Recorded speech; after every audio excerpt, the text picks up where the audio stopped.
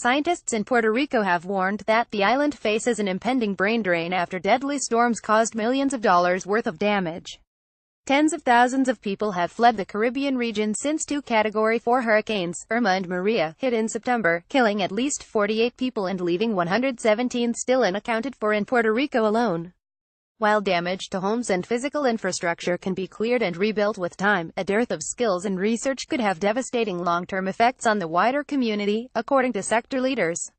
We are definitely very worried about a brain drain, Giovanna Guerrero Medina, executive director of nonprofit organization Ciencia Puerto Rico, told Times Higher Education. Difficulty getting science back on track will affect future generations of scientists and the diversity of the scientific workforce. For the moment, universities have a number of short-term hurdles to surmount, such as replacing hundreds of thousands of dollars worth of lab supplies and lost equipment. And much of the region has still not regained access to the internet and mobile phone networks.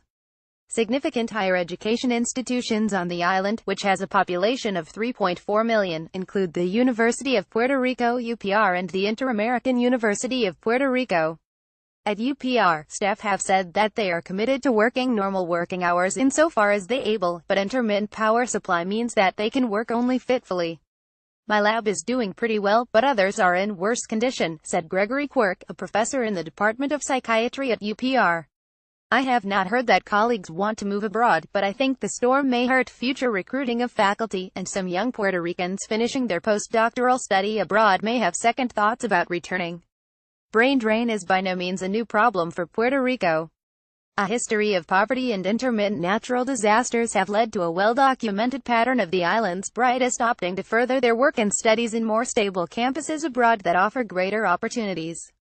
Before Hurricane Maria, the territory's public debt equaled 76% of its gross domestic product, $74 billion, £55.6 billion. Some 45% of islanders lived in poverty, and 10% were unemployed, a figure that the devastating storms will have done little to help.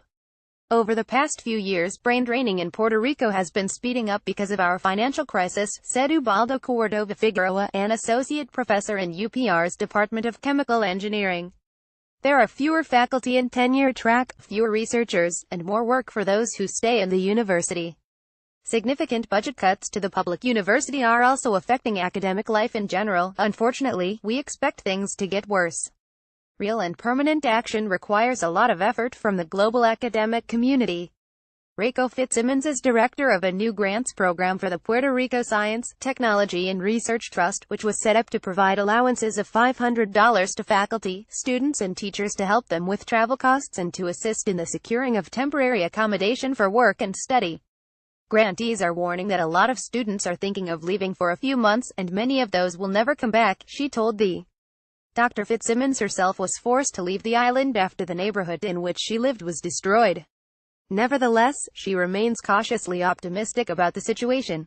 In some ways, leaving for the short term is the only way to maintain productivity, given the slow pace at which electricity and telecommunications are being restored. I actually see a silver lining and opportunities for new, deeper, creative collaborations and connections that may come from the generosity and coming together of scientific communities.